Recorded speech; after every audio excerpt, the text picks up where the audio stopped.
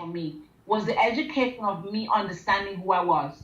What was my purpose on this earth?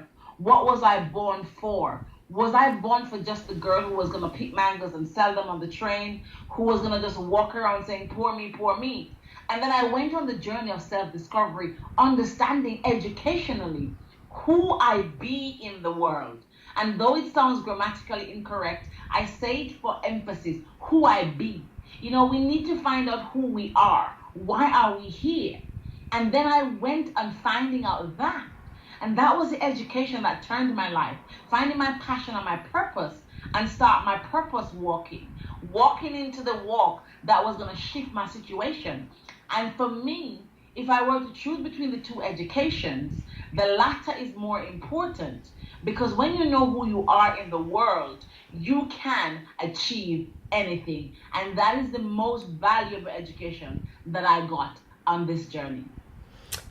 Fantastic. I really loved, the spirit with which, you change your life from what I heard, which is quite shocking for me to know, after broken marriage, after, having those emotional, upheavals which were never expected from family members to come to you, but you never gave up that thought, and you chose a life that you want to really make a difference to yourself. And the heroic journey does not end there. There are many people who are just self-contained among themselves that, okay, today I have changed my life, I've become successful, and I won't, look back. But no, you are the one person, who has also decided to, help people change their lives. Like lots and lots of, testimonials I have read on your website, which have informed me that there are so many clients of yourself who have faced difficulties in various aspects of their life, but you have shared your knowledge as a coach to change up their life. So at what stage did you decide that you are not going to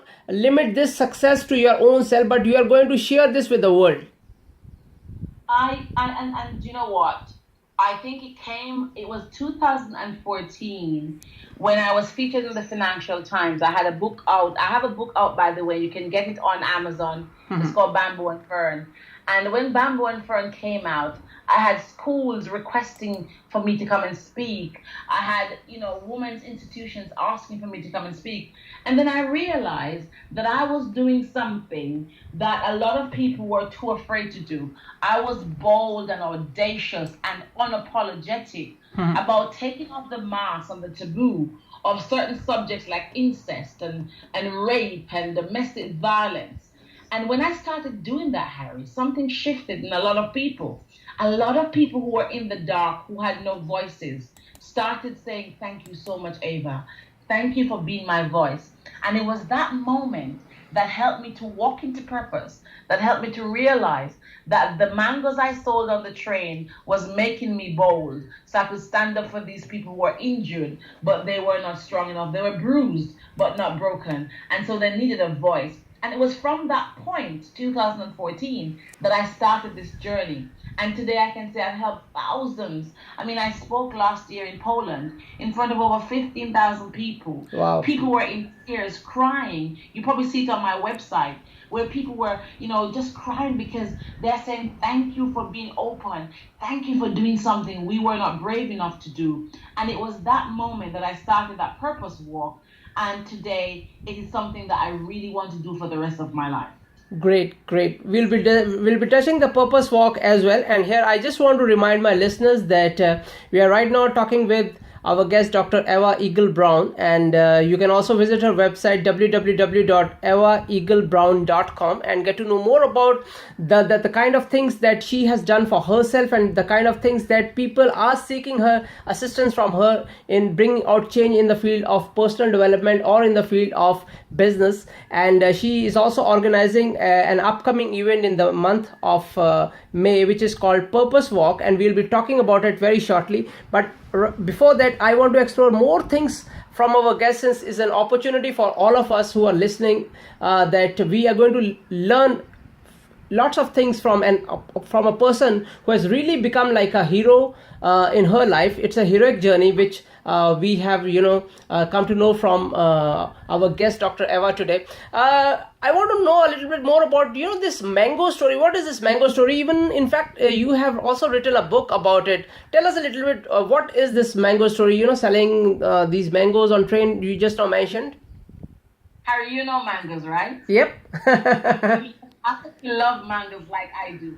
So basically, I mean, in Jamaica, life was challenging. I mean, Jamaica at the time when I was growing up was a poor country. I mean, things are a lot different now. And so we didn't have a lot of food and stuff to eat. And so I used to go and pick mangoes and sell them on the train rather than going to school. And the reality is that it was what I did. I started learning to sell from a tender age of about 10 years old. And so when I train my clients today on sales training, when I go into companies and do sales training, I tell them I've been selling. Selling has been in my genes. So the Mango Girl, which is the upcoming feature film, I don't know if you realize it's becoming a feature film about my life. So wow. Mango Girl, it's been written into a script, a play, a script, and we are now in the process of working on the movie. I've just come back from Jamaica where I took two Hollywood part of the team, the Hollywood guys, to Jamaica, and we went location scouting. Fantastic. And so we are fine-tuning the script, and the Mango Girl will become a feature film sometime in the near future. So it's really because I sold mangoes on the train. And so when we were looking for the name to call the movie, somebody said, why not call it The Mango Girl? And that's what the story is about. It's a story about my life in a nutshell. Well, if I go by the content of your life story, and if I go by the title, and since you have already mentioned about that, it's going to become a feature film from Hollywood, what comes to me is that there's no doubt in my mind, that if the director really sticks to the script, an Oscar is just right on the way. Well, Harry, you are a guy after my own heart. Do you know what? Do you believe in visualization? I do, and I have already visualized it. So check this out. Okay, this is gonna freak you out, right? I talk to Oprah in my car almost every week. I literally have a conversation with Oprah. Me and Oprah alone in my car, visualization. In January, just before we flew out to Jamaica, Oprah Winfrey's team tweeted on Twitter.